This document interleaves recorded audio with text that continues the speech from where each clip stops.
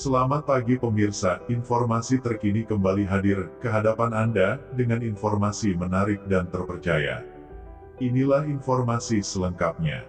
Ferdi Sambo, tragedi Kanjuruhan, hingga konflik Papua masuk laporan HAM tahunan AS. Amerika Serikat melalui Kementerian Luar Negeri pada Senin, tanggal 20 Maret tahun 2023, mengeluarkan laporan tahunan hak asasi manusia negara-negara di seluruh dunia. Dalam catatannya soal rekam jejak HAM Indonesia selama 2022, AS menyoroti kasus pembunuhan berencana yang didalangi oleh Ferdi Sambo, tragedi Kanjuruhan, hingga konflik bersenjata dengan separatis di Papua. AS memasukkan contoh-contoh pelanggaran di Indonesia tersebut pada bagian pertama laporannya soal menghormati integritas pribadi, di butir perampasan nyawa secara sewenang-wenang dan pembunuhan lain yang melanggar hukum dan bermotivasi politik. Menurut laporan itu, dalam kasus dugaan pembunuhan di luar proses hukum oleh pejabat pemerintah, polisi dan militer seringkali tidak melakukan investigasi. Ketika mereka melakukannya, mereka gagal mengungkapkan temuan investigasi internal tersebut. Catatan itu merujuk pada Komisi untuk Orang Hilang dan Korban Tindak Kekerasan Kontras, yang menghitung 16 kematian dalam 50 kasus dugaan penyiksaan dan penganiayaan lain oleh aparat keamanan yang diselidikinya dari Mei tahun 2021 hingga Juni tahun 2022. Washington kemudian melihat kasus bekas perwira tinggi Polri Ferdi Sambo dan skenario yang dibuatnya untuk membunuh ajudannya Brigadir Nofriansyah Yosua Huta Barat. LSM dan akademisi menyatakan keraguan bahwa penyelidikan akan mencakup semua aktivitas ilegal Sambo, yang mereka yakini telah disetujui di tingkat yang lebih tinggi, katanya. Ferdi Sambo dan komplotannya, Putri Chandrawati, Kuat Maruf, dan Ricky Rizal Wibowo, divonis lebih tinggi dari tuntutan jaksa penuntut umum. Pada tanggal 13 Februari lalu, Majelis Hakim Pengadilan Negeri Jakarta Selatan mengeluarkan putusan vonis mati bagi Sambo. Dia masih mengupayakan banding. Amerika Serikat juga merujuk laporan yang menduga polisi menggunakan kekuatan berlebihan setidaknya dalam 118 kejadian, dengan contoh tragedi Kanjuruhan pada Oktober lalu.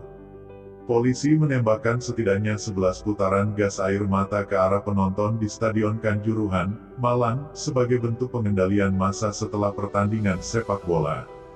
Vonis ringan terhadap 3 terdakwa tragedi Kanjuruhan yang diketok oleh Majelis Hakim PN Surabaya pada Kamis tanggal 16 Maret tahun 2023 menuai kritik sejumlah pihak. Laporan itu mengelaborasi soal Papua di butir pelanggaran terkait konflik.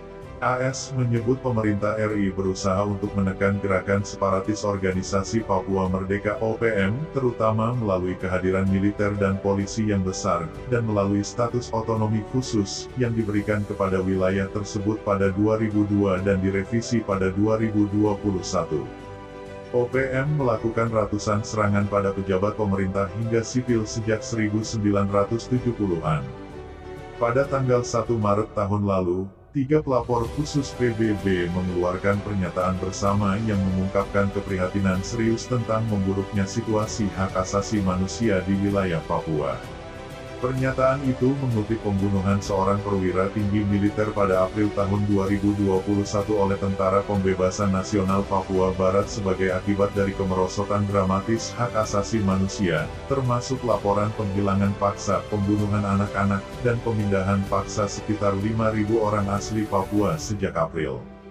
Pelapor khusus meminta pemerintah untuk mengizinkan akses kemanusiaan tanpa hambatan ke wilayah tersebut dan untuk melakukan penyelidikan penuh dan independen atas pelanggaran untuk memastikan mereka yang bertanggung jawab, termasuk pejabat militer, dimintai pertanggungjawaban. Salah satu di antara sejumlah isu lain yang disoroti adalah kasus perwira militer dan sekutu lokal dilaporkan membunuh dan memutilasi 4 orang Papua di Kabupaten Mimika, Provinsi Papua pada Agustus lalu. Keempatnya diduga terlibat dalam perdagangan senjata. Masalah lain di Papua yang jadi sorotan adalah akses jurnalis dan juga keputusan Presiden Joko Widodo pada Agustus menandatangani sebuah dekret yang membentuk sebuah tim untuk mengupayakan penyelesaian non-yudisial atas pelanggaran atau pelanggaran HAM di masa lalu di wilayah Papua.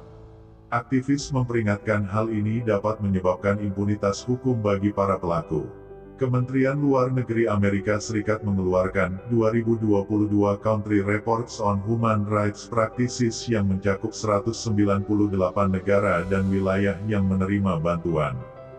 Itu juga termasuk semua negara anggota PBB sampai Kongres AS sesuai dengan Undang-Undang Bantuan Asing tahun 1961 dan Undang-Undang Perdagangan tahun 1974. Kejahatan yang melibatkan kekerasan atau ancaman kekerasan yang menargetkan anggota kelompok minoritas ras, etnis, dan agama, hingga kejahatan yang melibatkan kekerasan atau ancaman kekerasan terhadap orang-orang lesbian, gay, biseksual, transgender, queer, atau intersex juga menjadi perhatian. Itu saja yang dapat kami sampaikan. Jika ada salah kata mohon maaf, karena kesalahan datang dari saya pribadi yang tak luput dari salah dan dosa.